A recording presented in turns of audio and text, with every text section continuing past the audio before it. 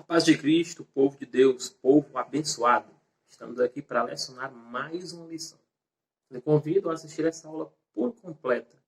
Com certeza você hoje vai ser abençoado pela palavra de Deus através desse comentário, um breve comentário desta lição de número 10, lição de número 10 da classe dos jovens, que tem como tema as lutas dos hebreus no tempo da conquista.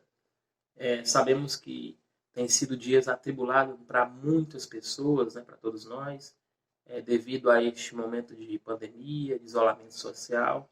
Mas Deus tem levantado os seus para abençoar o seu povo. A igreja não pode parar.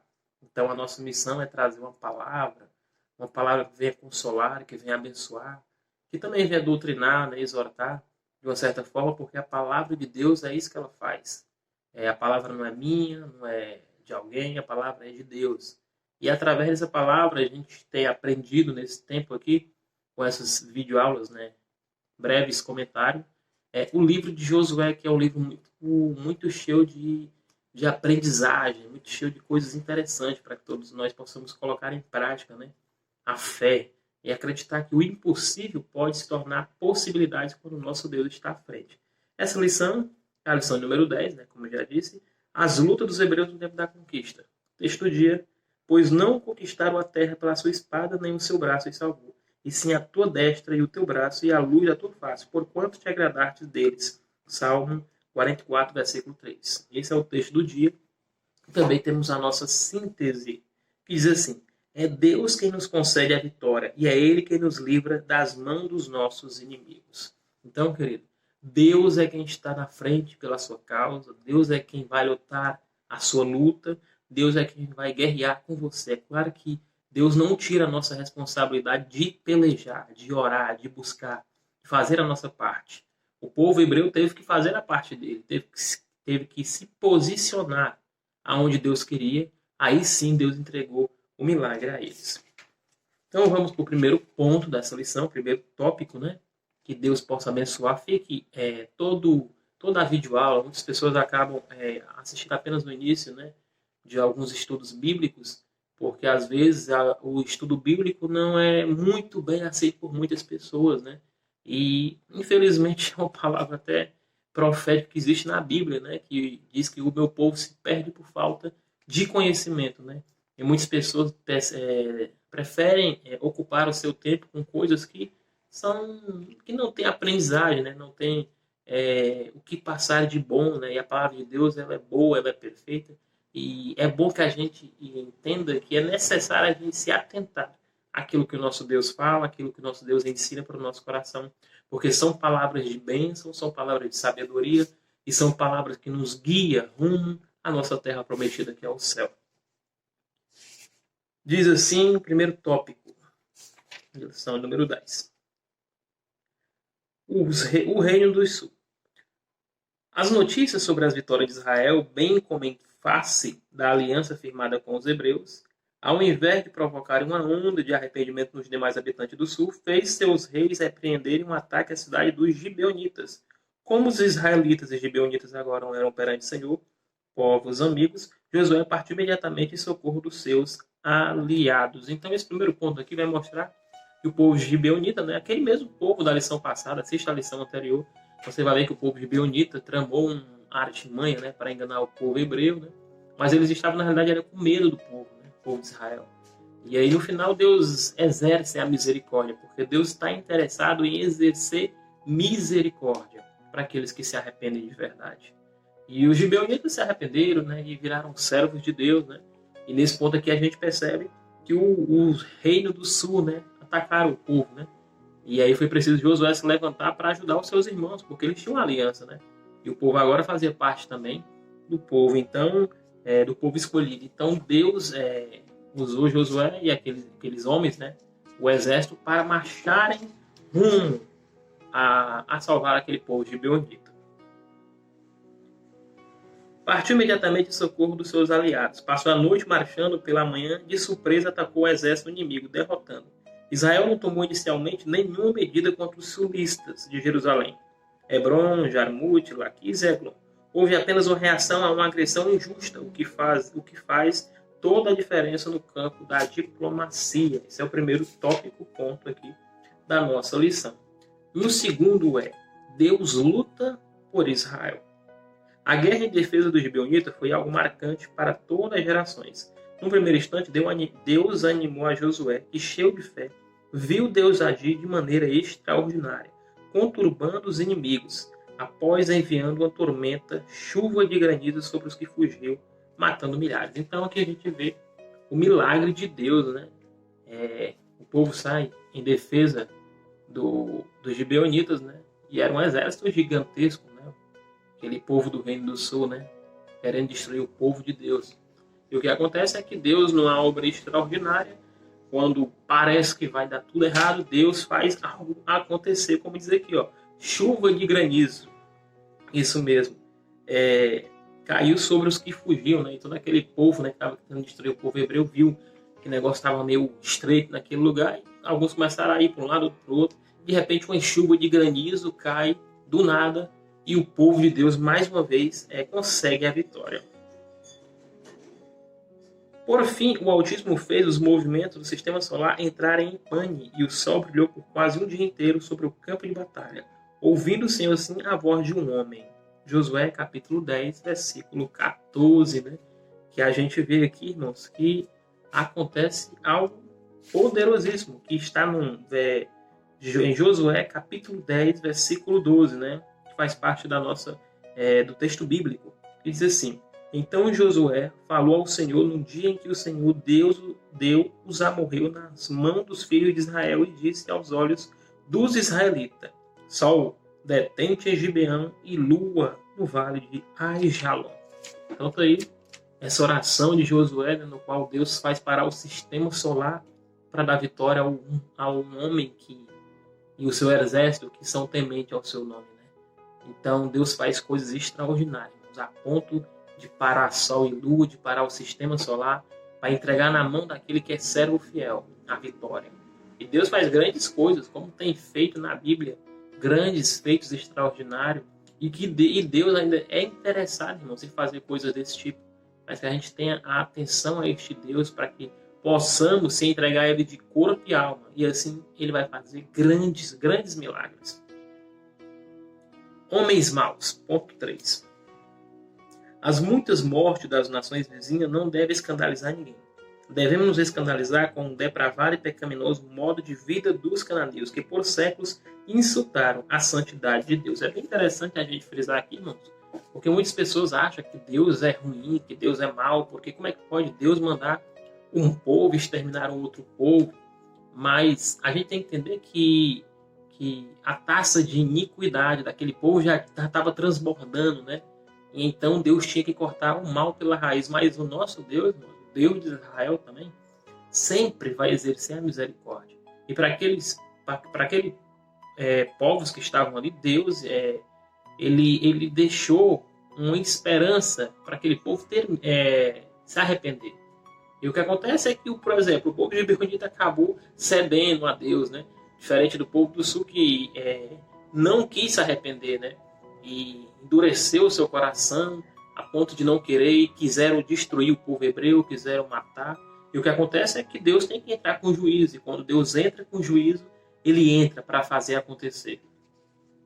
O que eu posso falar mais aqui nesse ponto? Acho que está ok.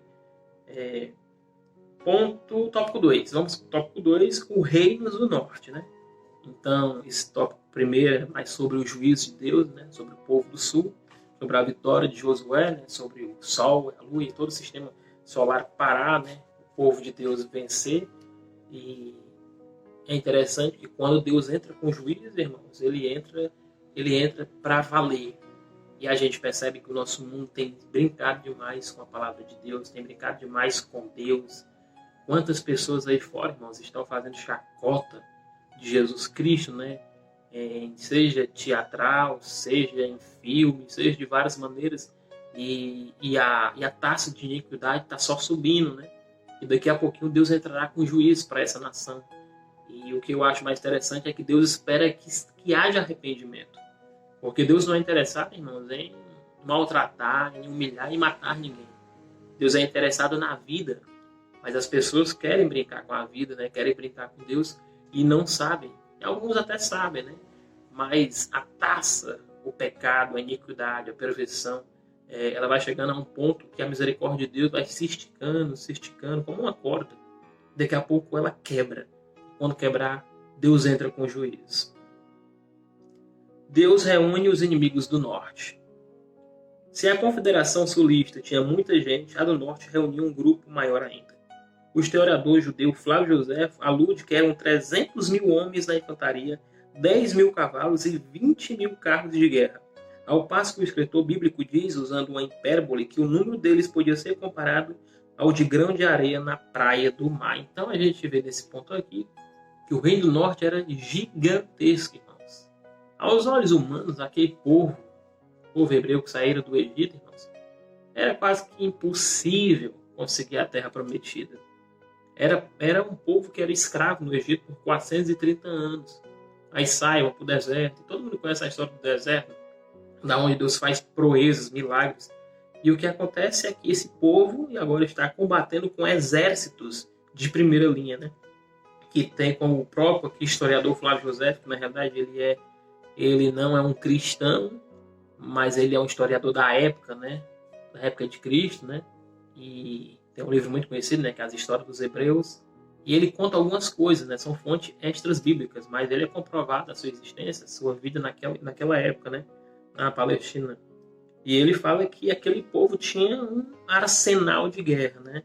E o povo hebreu eram escravos, né? Mas tinham o maior e melhor suporte que alguém possa ter. A presença do eterno Criador de todas as coisas. O eterno Deus. Mais uma vez, os inimigos se reuniram para pelejarem contra Israel. Os israelitas tiveram receio. E quem não teria? Ao que o Senhor disse, não temas diante deles. Depois de dizer aos hebreus que não tivesse medo, Deus marcou a hora da vitória. Amanhã, esta mesma hora, eu os darei todos feridos diante dos filhos de Israel. Então está aí Deus marcando até a hora da vitória, até a hora da bênção, né? Porque eles tinham que entender que mesmo não tendo aquele arsenal poderoso, né? Mas eles tinham a presença de Deus. A presença de Deus é o maior arsenal que alguém pode ter. As armas da nossa milícia não são carnais. Ponto 2. Na conquista da terra de Canaã, como uma expressão, feriram ao fio da espada. Ou seja, os homens tiveram que ser fortes e corajosos para batalharem contra os inimigos, tendo como principal instrumento de ataque uma espada forjada a bronze, a qual media entre 25 centímetros a 30 centímetros. O segredo da vitória deles era o Senhor, e as nações sabiam disso. Então o segredo do povo hebreu não era a espada, né? Por mais que as lutas fossem a fio da espada, mas o segredo do povo de Deus era o próprio Deus, né? Era Deus quem pelejava por eles, era Deus quem fazia as estratégias, era Deus quem guiava a cada passo, a cada momento. A cada peleja, Deus traçava o caminho para Josué e aquele exército de Deus, o caminho da vitória. E é assim que Deus quer fazer na nossa vida, irmãos. Deus quer traçar o caminho, a estratégia, por onde irmos para alcançar a vitória. Então que Deus possa fazer no seu coração, trazer no seu coração uma palavra de conforto e dizer a você que é Deus quem caminha com você, é Deus quem traça os objetivos, é Deus quem faz acontecer os milagres. Claro, temos as nossas responsabilidades, temos as nossas decisões, mas Deus é interessado em nos abençoar da forma maravilhosa e certa. Vamos continuar aqui com a nossa leitura. O Senhor determinou que os hebreus aleijassem os cavalos de guerra e queimassem os carros, porque Deus não mandou que Josué os reutilizasse para guerras que posteriormente aconteceriam. Talvez a resposta esteja no Salmo 20, versículo 7, que diz assim: uns confiam em carro, outros em cavalo, mas nós faremos menção do nome do nosso Deus. Tudo indica que Deus queria que os hebreus fossem poderosos na guerra, com base na fé e não nas armas. Então, Deus queria que a fé deles fosse a principal arma deles, a fé. E é isso que Deus quer da nossa vida. Que a nossa principal arma, irmãos, não esteja no nosso bolso, nem na nossa conta bancária, nem no nosso status, mas a nossa principal arma para vencer o mundo, para vencer os inimigos, para vencer todo o poder do inimigo, de tudo aquilo que queira trazer tristeza ao nosso coração, seja a nossa fé, né? possamos acreditar naquilo que não vemos com os olhos, às vezes, carnais, né? Mas a gente vê com os olhos espirituais. Saber que haverá um dia melhor, que haverá um outro momento mais maravilhoso, que essa tribulação de agora vai terminar, que esse momento difícil vai acabar. Então, é isso que Deus quer para nós, né? Que tenhamos fé. A fé que move montanhas, né? A fé que faz milagres, a fé que Deus quer colocar no nosso coração. Uma longa guerra. Ponto 3. Se a confederação do Reino do Sul for liderada pelo rei de Jerusalém, Adoni-Zedeque, a confederação do norte foi liderada por Jabim, rei de Azor, e uma grande e fortificada cidade, o qual uniu dezenas de cidades, reinos que eram inimigas entre si. Mas naquele momento estavam juntas para eleger Israel como inimigo comum a ser destruído. A história que se repete até os nossos dias, né? Então, é a mesma história, né, das lições, algumas lições anteriores, né? Os povos ali se reúnem, mesmo sendo inimigo entre si, todo aquele reino ali, e agora tem um inimigo em comum, né, que é o povo de Israel, né? Então eles se unem para tentar destruir o povo de Israel. Eles percebem que aquele povo está avançando muito, e aí vem inveja, vem prepotência, vem muitas coisas, e eles não querem aceitar que o povo de Israel os vença, né? Então se une ali para derrotar o povo de Deus, mas não sabiam eles, ou sabiam, né? Sabiam sim, que Deus estava com aquele povo. Até pela questão, irmãos, do que acontecera, né, com o povo de Israel. Se a gente analisar todo aquele povo ali de Canaã, né, aquele lugar ali, os cananeus, eles sabiam que o povo de Israel estava chegando e tinha promessas, né, porque se escutavam muito, né, a história do povo de Israel quando saíram lá de Canaã, na época de Jacó, de Abraão, né, e vem a outra época do Egito, aí passa pelo deserto. Então a fama daquele povo estava se espalhando por toda a terra, né? E eles sabiam que uma hora ou outra o povo de Israel chegariam a eles, e chegou, né? Segundo Flávio José, a guerra contra o norte durou 5 anos, mas há estudiosos que afirmam que ela demorou 7 anos, baseando-se na idade de Caleb. Mais uma vez, a promessa feita pelo Senhor de que a terra seria conquistada lentamente cumpriu-se integralmente. Se a guerra contra Jericó e Ai, bem como a batalha contra os reinos do sul, duraram pouco tempo, essa peleja demorou anos a fio. Estações dos anos se sucederam, mas a batalha se estendiam, sem nenhum milagre, apenas os livramentos cotidianos, e sempre os hebreus precisando estar alerta, pois os inimigos poderiam estar à espreita, né? Então, tá aí uma batalha que durou muito tempo, né? 5, alguns dizem 7 anos, contra o reino do sul, né? Mas Deus estava pelejando com o povo de Israel. Tem pelejas, irmãos, que a gente vai lutar, em dias vai vencer. Tem pelejas que a gente vai lutar e em algumas semanas, meses, vai acontecer um milagre. Mas tem certas lutas que demoram anos, né? E a gente, às vezes, tem que entender uma coisa, que o tempo de Deus é o tempo certo, né? Que o tempo de Deus é o tempo do milagre. E na hora certa, o tempo da vitória vai chegar. Conquistando o impossível. Moisés é lembrado. Os capítulos 10, 11 e 12 de Josué são, sem dúvida, os mais sangrentos de toda a Bíblia, pois são narradas guerras contra os inimigos do povo de Deus. Os hebreus destruíram várias cidades em obediência ao Senhor. A conquista de Moisés não foi esquecida. O livro de Josué fez questão de demonstrar que todas as ações dessa geração de hebreus obedeceram ao que foi determinado por Moisés, servo do Senhor. Nunca devemos esquecer daqueles que nos abençoaram no passado, os quais deram ao seu melhor para o crescimento do reino e da terra. Então, aqui a lembrança, né, de Moisés, servo de Deus, abençoado, né, que lutou muito no deserto com esse povo, na época do Egito e na época do deserto, né? E é lembrado aqui, né? Moisés, uma figura emblemática para o povo de Israel, e até hoje Moisés é lembrado, né, como um grande homem de Deus. O sol brilha sobre Gibeão.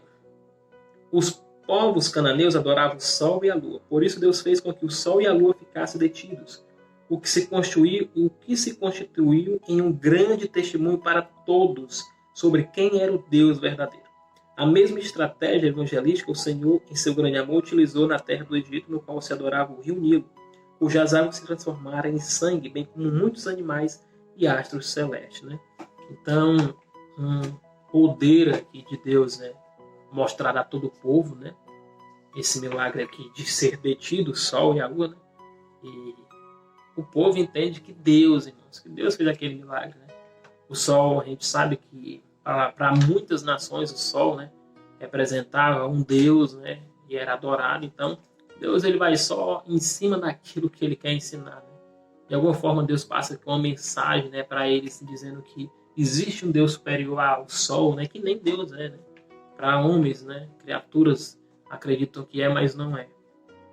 Somente Deus, em seu grande poder e misericórdia, poderia em tão pouco tempo fazer com que uma nação de ex-escravos conquistasse uma terra excelente, habitada há muitos séculos por povos mais fortes. Então, só Deus faz esse milagre, né? Uma nação escrava, o povo de Israel, e Deus faz um milagre extraordinário aqui, fazendo com que eles, né, tenham por direito, né, a terra prometida. Para finalizar, os reinos, ponto 3, os reinos que foram destruídos, conforme Josué 12, integravam 7 nações ou etnias: Heteus, Gigazeus, Amorreus, Cananeus, Ferezeus, Heveus e os Jebuseus. E todas foram destruídas. Esses povos eram considerados cananeus por serem descendentes de Cã, filho de Noé, e habitarem na terra a oeste do Jordão. Somente Deus, em seu grande poder e misericórdia, podia em tão pouco tempo fazer com que uma nação de ex-escravos conquistasse uma terra excelente.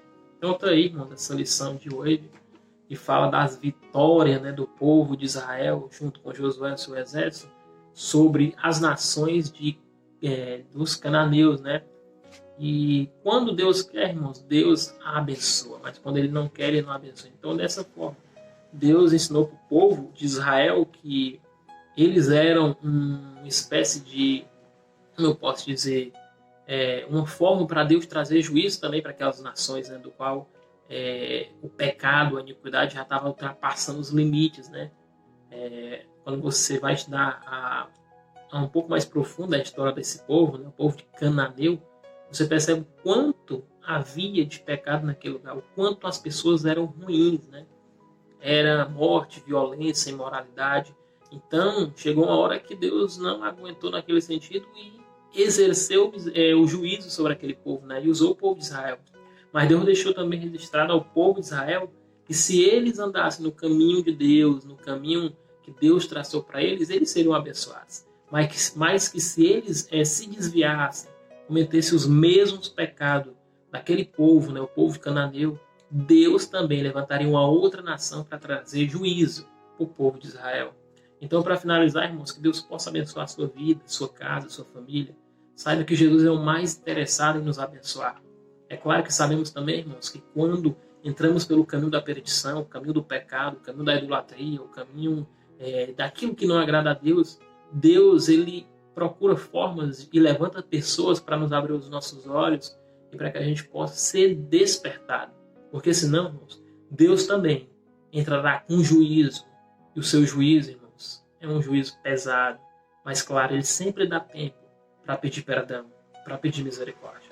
Então, que Deus possa abençoar a sua casa, sua família, e que Deus, de uma forma geral, venha abençoar o nosso Brasil, a nossa nação, porque sabemos que tem sido dias difíceis, mas o nosso Deus jamais nos deixa e jamais nos desamparará. Que Deus possa abençoar a sua casa, a sua família, em nome de Jesus. Amém.